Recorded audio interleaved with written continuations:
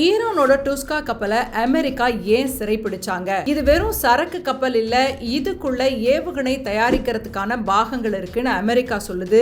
அந்த கப்பலை சிறைப்பிடிச்சதுனால இப்ப அமெரிக்காவுக்கும் ஈரானுக்கும் இடையில போர் பதற்றம் ஏற்பட்டிருக்கு. இன்னொரு பக்கம் பேச்சுவார்த்தையும் நடத்த போறோம்னு சொல்றாங்க. முதல்ல இந்த கப்பல் எங்கிருந்து வந்துச்சு, ஏன் அமெரிக்கா பிடிச்சாங்க அப்படின்னு பார்க்கலாம். இந்த கப்பலோட பிரம்மாண்டத்தை நம்ம புரிஞ்சுக்கணும். இது கிட்டத்தட்ட 900 அடி நீளம் கொண்ட ஒரு மெகா கண்டெய்னர் கப்பல். இதுல கிட்டத்தட்ட 5000க்கும் மேற்பட்ட பெரிய கண்டெய்னர்களை ஏத்த முடியும். ஒரு சின்ன தீவே கடல்ல மிதந்து வர்ற மாதிரி இருக்கும். இதுல இருக்கிற ஒவ்வொரு கண்டெய்னருக்குள்ளேயும் என்ன இருக்குன்னு தெரியாம தான் இப்ப உலக நாடுகளுக்கு இடையில பெரிய விவாதமே போய்கிட்டு இருக்கு. இந்த கப்பலோட ரூட் ரொம்ப முக்கியமானது. இது சீனாவோட ஜுஹாய் துறைமுகத்தில இருந்து கிளம்புச்சு. பிறகு ஏப்ரல் 11, 12 தேதிகள்ல மலேசியாவோட போர்ட் கிளாங் துறைமுகத்துல நின்னு சில பொருட்களை ஏத்திக்கிட்டு நேரடியா ஈரானோட ரொம்ப முக்கியமான ராணுவ துறைமுகமான பந்தர் அப்பாஸ் நோக்கி போய்கிட்டு இருந்தது. இது வழக்கமான வர்த்தக பாதை தான் அப்படின்னாலும் அமெரிக்கா இதை ரொம்ப நாளா கண்காணிச்சுக்கிட்டே இருந்துச்சு. நீங்க கேட்கலாம், ஏன் அமெரிக்கா இந்த கப்பலை மட்டும் குறிவைக்கணும்னு. ஏன்னா டுஸ்கா ஏற்கனவே அமெரிக்காவோட கருப்பு பட்டியல்ல இருக்கு.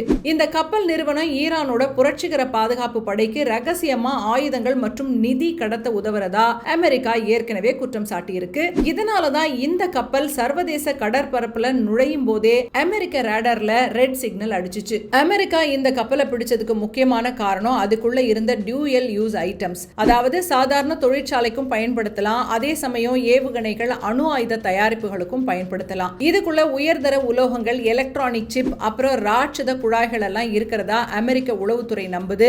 5000 கண்டெய்னர்கள்ல நிறைய ஆயுத உதிரி பாகங்கள் இருக்கு அப்படின்னு அமெரிக்கா சொல்றாங்க. அமெரிக்கா சிறைபிடிக்கும்னு தெரிஞ்சும் ஈரான் கப்பல் ஏன் இந்த பகுதிக்கு வந்துச்சு? அமெரிக்காவோட கடல் வழி முற்றுகையை உடைக்க முடியும் அப்படின்னு காட்டுறதுக்கும் அமெரிக்கா உண்மையிலேயே ஒரு பெரிய கப்பலை தாக்குமான்னு சோதிக்கவும் தான் ஈரான் இந்த துணிச்சலான முயற்சியை எடுத்ததா CNN ஊடகம் சொல்லுது. கப்பல்ல சாதாரண மாலுமிகளோட குடும்பங்கள் இருந்ததால மனிதாபிமான அடிப்படையில அமெரிக்கா இதை தடுக்காது அப்படின்னு ஈரான் கணக்கு போட்டதா சொல்றாங்க.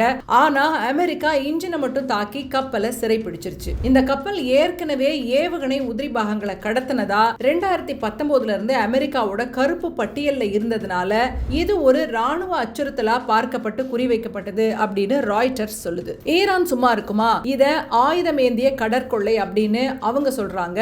சர்வதேச சட்டங்களை அமெரிக்கா மீறுது, எங்களோட பொருளாதாரத்தை தடுக்க பாக்குறாங்கன்னு ஈரானும் கொதிச்சு போயிருக்கு. எங்க கப்பலை விடுவிக்கலனா பதிலடி பயங்கரமா இருக்கும்னு ஈரானும் மிரட்டுறாங்க. அதிபர் ட்ரம்ப் நேத்து பேசும்போது ரொம்ப தெளிவா சொல்லிட்டாரு, நாங்க ஒரு கடல் வழி முற்றுகையை அறிவிச்சிருக்கோம், அதை மீறி எந்த கப்பல் வந்தாலும் இதுதான் கதி. ஈரானுக்கு ஆயுதங்கள் போறதை தடுத்து நிறுத்துறது தான் தங்களோட ஒரே நோக்கம்னு அமெரிக்கா பிடிவாதமா இருக்கு. அமெரிக்கா இனி ஈரானிய கப்பல்களை தொடர்ந்து சிறைப்பிடிக்க போறதா வால் ஸ்ட்ரீட் ஜர்னல் செய்தி வெளியிட்டிருக்கு.